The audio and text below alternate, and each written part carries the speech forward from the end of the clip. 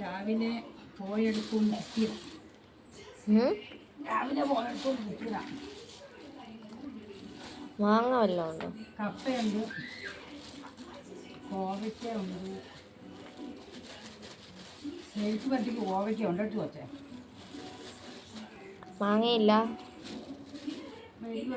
അതിനകത്ത് വാഴക്കയുണ്ട്.